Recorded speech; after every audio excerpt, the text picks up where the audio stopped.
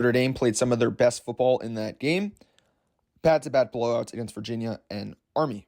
Notre Dame ended the season against USC and then beating Indiana in the first round of the playoff at home.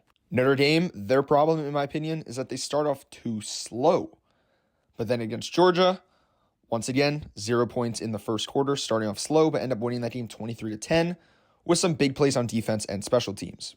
In my opinion, though, this Georgia team was not the same without Carson Beck, and Gunnar Stockton definitely did not play well. Before I get into anything else, I need to talk about how good we have been on Premium.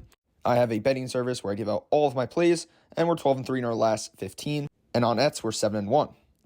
Back over to Penn State. Franklin is 0-5 against teams ranked in the top 5 by the College Football Selection Committee. What is crazy to note is that he has lost those games on an average by 20.4 points. Big game Franklin is not a thing at all. He cannot beat good teams. Franklin is 3-19 against top 10 teams, and Drew Aller is 0-4. Will Penn State be able to step up to the plate today against Notre Dame? I'm not too sure about that. Sometimes it's hard to ignore these narratives, as Penn State has a really difficult time. They can only beat up on good teams, in my opinion, as we can see by their schedule, whooping up on a pretty bad West Virginia team, a Bowling Green team, and absolutely dominating a Kent State team. Yes, these wins are huge, but when you can't do much against ranked teams, those really stand out.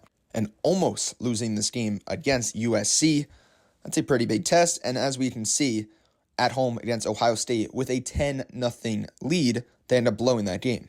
And Ohio State obviously is on the other side of the college football playoff. And as we guys can see here again, getting beat up by Oregon. And Oregon is not even alive anymore. Oregon got killed by Ohio State. This just feeds into our narrative that Penn State cannot beat good teams. In my opinion, I do not think SMU was that great of a team, nor do I think Boise State was that good of a team. Penn State and the Big Ten just have way too much firepower for SMU and Boise State to handle.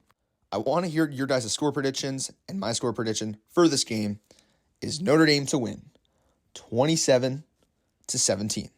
I think Notre Dame moves on to the national championship to play Ohio State. Comment down below your score prediction. Let me know if you agree with this. Thanks, guys.